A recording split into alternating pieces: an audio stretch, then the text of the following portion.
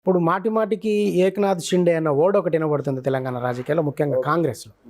అంటే రేవంత్ రెడ్డిని కుదురుకొనియరు, పలానా ఆయన ఏకనాథ్ షిండే, పలానా ఆయన ఏకనాథ్ షిండే అని ఇట్లా అటు బీజేపీ నుంచి కానీ బీఆర్ఎస్ నుంచి కానీ వస్తుంది. అంటే ఈ పరిస్థితి, అంటే ఇలాంటి వాతావరణము ఎందుకు క్రియేట్ అయిందంటారన్న మీరు? ఓపెన్గా మాట్లాడుతా తమ్మి, మంచి టాపిక్ అన్నారు కాబట్టి. ఏకనాథ్ షిండే ఏ పార్టీకి వెళ్ళి వచ్చిండు మహారాష్ట్రలో చెప్పండి? శివసేన కదా. శివసేన పార్టీ. శివసేన అంటే ఎవరు? బీజేపీ కంటే కట్టర్ హిందూ, అంతేనా? బీజేపీ కంటే కేవలం తాకరే చుట్టూ, అంతేనా? ఏక వ్యక్తి చుట్టూ వచ్చినటువంటి పార్టీ అది. ఆ పార్టీ నుంచి ఏకనాథ్ షిండేలు పుట్టినప్పుడు 75 ఏళ్లలో కన్వీనియంట్గా కుర్చీలాట ఆడుకోగలిగి గుంజి పెట్టి ఢిల్లీ నుంచి నిరంతరం రోజు షటిల్ కొట్టినట్టు కొడితే తప్ప అధికారం నిలబడినటువంటి కాంగ్రెస్లో ఏకనాథ్ షిండేల గురించి చర్చ అవసరం అంటున్నా. అంతేనా? Anybody can become. అంటే ఏకనాథ్ షిండే అంటూ నాకు తెలిసి ఏకనాథ్ షిండేకి మించి ఇంకా ఎక్కువ చేయగలిగే వాళ్ళు పుడతారు. అంత పెద్ద ఇది కూడా అవసరం లేదు ఏమి. అందుకోసం నేను ఇప్పుడు ఏకనాథ్ షిండేల కంటే కూడా నేనుండగా ఏం చేసిన, ఇప్పుడు విపి సింగ్ గారిని ఒక సందర్భంలో సార్ ఇట్లా మీరు గవర్నమెంట్ పోయేటట్టుంది కదంటే, అట్లీస్ట్ ఆ పేరు మీద ఈ గవర్నమెంట్ పోయింది అనేటువంటి పేరు ఉంటే నాకు చరిత్రలో ఒక పేరు కదా అన్నాడు ఆయన. మీకు మంచిగా గుర్తుంటే తర్వాత చరణ్ సింగ్ గారి టైం లోపల కూడా మీకు మళ్ళీ బ్యాక్ వెనక్కి పోతే ఒక సందర్భంలో ఒక్క ఓటు కోసమే కదా గవర్నమెంట్ పోయింది. అప్పుడు కూడా అదే మాట, yes if it is government topples let it టాపుల్స్.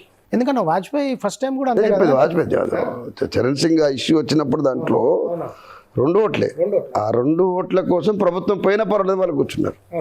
So నేను రేవంత్ రెడ్డి గారికి ఏం చెప్తుంటే, ఏకనాథ్ షిండే గురించి మీరు ఆలోచించి టెన్షన్ పడకుండా మంచో చెడో తెలంగాణ సమాజానికి చంద్రశేఖర్ రావు గారు చెయ్యని పని నేను చేస్తాను. నువ్వు ఒక విజన్ అనుకున్నావు కదా, ఆ విజన్లో తప్పులున్నాయా లేకపోతే కొన్ని వర్గాల ప్రయోజనాలు ఉన్నాయా చర్చ వేరే సంగతి. కానీ రేరెస్ట్ అవకాశం వచ్చినందుకు మనం మంచి అవకాశం తీసుకోవాలి. ముఖ్యంగా ఉద్యమకారులకు ఏం చేయలేకపోయిండు, ఉద్యమ ద్రోహి అన్నీ మాట్లాడారు కదా, మరి ఉద్యమకారులు ఇప్పుడు ఏం చేస్తారో కూడా చెప్పాలి కదా. ఈవెన్ టుడే నువ్వు ప్రకటించినటువంటి 17 పార్లమెంట్ సీట్లలో నీ ఉద్యమకారుడు ఎవరని అడుగుతారు నేను. నీ కాంగ్రెస్ భూమిపుత్రుడు లేడు, ఉద్యమకారుడు లేడు, నువ్వు కేసీఆర్ అనడం ఎందుకు ఇంకా పని లేక? ఇప్పుడు తెలంగాణ రాష్ట్రము లోక్సభ ఎన్నికల ముందుంది. ఒకవైపు బీజేపీ దూసుకొస్తుంది, తెలంగాణ మీద దాడి చేస్తుంది. కాంగ్రెస్ అత్యధిక స్థానాలు మాయ అంటుంది. బీఆర్ఎస్ విధంగా తన స్టేక్ తను క్లెయిమ్ చేస్తుంది. ఈ పరిస్థితులలో, ఈ జంక్చర్లో ఈ రాష్ట్ర ప్రజలకు, ఈ రాష్ట్ర ఓటర్లకు మీరు ఏం సజెషన్ చేయగలుగుతారు? చాలా సింపుల్ అబ్బా. ఈ రాష్ట్రం ఇవాళ మొట్టమొదటిసారిగా తెలంగాణ రాష్ట్రం వచ్చిన తర్వాత ప్రభుత్వం మారింది. ఎట్లయితే తెలంగాణ ఇచ్చిన సందర్భంలో కేంద్రంలో ఇచ్చిన పార్టీ అధికారంలో రావాల్సి ఉండే, అది రాలే. అక్కడ కేంద్రంలో రాలే, రాష్ట్రంలో రాలే. ఇవాళ రాష్ట్రంలో వచ్చింది కానీ కేంద్రంలో రాలే. రావాలని కోరుకుంటుంది. దానికి ఇండియా కూటమిని ఏర్పాటు చేసి తిప్పలు పడుతున్నారు. బాగానే ఉంది.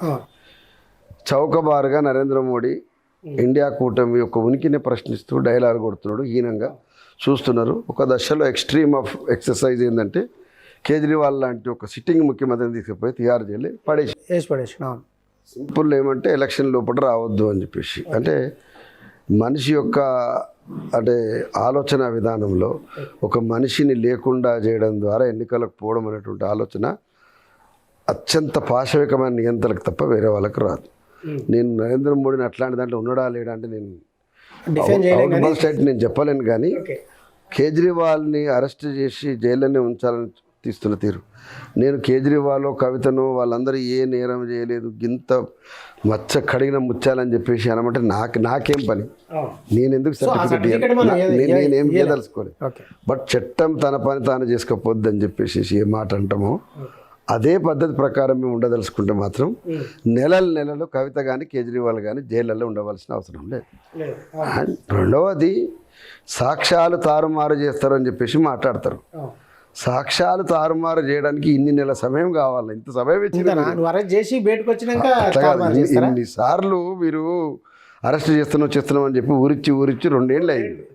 ఎలక్షన్ ముందు మాత్రం సాక్ష్యాలు మాయం చేసేంత ప్రమాదకరమైన వ్యక్తిగా మారిపోతారా? సో ఇంత క్రైసిస్ భారతదేశంలో ఇప్పుడు ఉన్నది. దీంట్లో ఇండియా కూటమి ఒక పెద్ద ఎక్సర్సైజ్ కాంగ్రెస్ లీడ్ చేసి చేస్తున్నది. మరి ఇంత పెద్ద ఎక్సర్సైజ్ చేస్తున్నటువంటి కాంగ్రెస్ పార్టీ ఇప్పుడు ఈ రాష్ట్రంలో మా పోటీ మాకు బీజేపీకి మధ్యన అనడం ద్వారా ఏం సాధించదలుచుకుంది కాంగ్రెస్ పార్టీ ఆన్సర్ చేయాలి. నెంబర్ 1. నెంబర్ 2, తెలంగాణ వచ్చిన సందర్భంలో కేంద్రంలో ఉన్నటువంటిది 10 ఏళ్ళ నుండి ఇప్పుడు 3వసారి రాదలుచుకున్నది. తెలంగాణ ప్రజలు మార్పు ఎట్లా కోరుకున్నారో దేశ ప్రజలు కూడా మార్పు కోరుకోవాలి. ఒక్క సీటు కూడా బీజేపీకి రాకపోతే మేమే రేపు అధికారంలోకి వస్తే కాలం కలిసి వచ్చి చంద్రశేఖరరావు గారు మీరు కూడా మాతో చెప్పారు 2 సీట్లు 3 సీట్లు వస్తే రాకపోయినా పర్వాలేదు గౌరవప్రదం. పోనీ నువ్వు చెప్పే నీ శాపనార్థాల ప్రకారమే బీఆర్ఎస్కి ఒక్క సీటు కూడా రాదు. పోనీ మీరు ఎక్కువ సీట్లు తీసుకుంటున్న అధికారులు రావడానికి ప్రయత్నం చేయక మేమన్నా వస్తాం సీట్లు ఎక్కువ వాళ్ళని వస్తారు తప్ప వాళ్ళకి ఒక్క సీటు రాదని శాపనార్థాల ద్వారా కాంగ్రెస్ పార్టీది రాజకీయ అపరిపక్వత కాదా? శుష్కమైనటువంటి అంటే కేవలము వ్యక్తిగతమైనటువంటి దుందుడుకు మాటలు తప్ప ఇంకా దేనికి మనకు వస్తుంది అంటున్నా.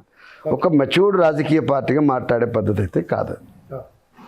సో ఈ రాష్ట్రంలో మెజారిటీ సీట్లు తెలంగాణ ఇచ్చిన పార్టీ అనే దానికో తెచ్చిన పార్టీ అనే దానికో వస్తే కేంద్రంలో రేపు అధికారంలోకి వచ్చినా తెలంగాణకు ప్రయోజనం ఉంటుంది. ప్రతిపక్షంలో కూర్చున్నా ఎక్కువ సీట్లు వస్తే అది ఉంటుంది. దాంతోపాటు నార్త్ సౌత్ ఒక గ్యాప్ కూడా ఫిలప్ చేయడానికి మనం ఎక్కువ ఇక్కడ ఉండేట్లు అన్ని విధాల మంచిగా ఉంటుంది. ఇట్లా ఒక లాంగ్ టర్మ్ మాట ఇట్లా ఒక స్కెచ్ వేసుకొని రేవంత్ రెడ్డి కానీ కాంగ్రెస్ నాయకులు కానీ మాట్లాడితే బాగుంటుందని చెప్పి నేను ఆశిస్తామన్నా. I pray by all the means ఈ రాష్ట్రంలో మెజారిటీ సీట్లు 90% సీట్లు సరే 1-2 సీట్లు ఆడాడొస్తే తప్ప 90% సీట్లు కాంగ్రెస్ బీఆర్ఎస్కి మాత్రమే రావాలి. షేర్ చేసుకుంటాం. నేను కోరుకోవడానికి బీజేపీ మీద గుడ్డి వ్యతిరేకత లేకపోతే వాళ్ళందరూ ఏమో జరిగిపోతుందని చెప్పడం కోసం అండి. వాళ్ళు చెప్పిన ప్రకారం 400 సీట్లు వస్తాయని చెప్పుకున్నటువంటి తరుణం లోపల ఈ తెలంగాణ 4 సీట్లు వస్తే ఎంత రాకపోతుంది. మీకు ఆల్రెడీ 4 సీట్లు వచ్చినాయి. ఏం 4 సీట్లు ఇచ్చారు కదా ప్రజలు. అంత మీద పరిమితమైన మాత్రం నష్టం ఏమున్నది అంటున్నా. అంత మించి ఎందుకు ఇవ్వాలంటున్నా. అదే నేను అనేది ఈ పబ్లిక్ మీరు ఏం సజెషన్ చేస్తున్నారు. నేను నా రిక్వెస్ట్ ఏమంటే తెలంగాణ రాష్ట్ర ప్రయోజనాల రీత్యా ప్రతిపక్షంగా బలంగా కొట్లాడే కేంద్రంలో ఉండాలి అనుకుంటే బీఆర్ఎస్ పార్టీ అన్ని విధాల అదొక లెక్క. ఇవాళ అధికారం ఉన్నటువంటి కాంగ్రెస్ పార్టీ రేపు అధికారంలోకి రావాలనుకుంటున్నది. 10 ఏళ్ళు అయింది. 10 ఏళ్లలో ఇక్కడ ఒక ప్రభుత్వాన్ని మార్చారు కదా, రేపు కేంద్రంలో కూడా ఒక ప్రభుత్వాన్ని మార్చండి. మార్చితే తెలంగాణ సమాజాన్ని భారతదేశానికి కూడా మంచిదే. నరేంద్ర మోడీ గారు కాంగ్రెస్ పార్టీ మరీ దరిద్రంగా ఉందని మళ్ళీ 5 ఏళ్ళ తర్వాత మళ్ళీ ఇద్దరు అవకాశం. బట్ 10 ఏళ్ళ కదా మార్చే అవకాశమే తీసుకోమంటున్నా. అబ్కి బార్ మోడీ సర్కార్ అని చెప్పేసి ఎందుకు అనుకోవాలి.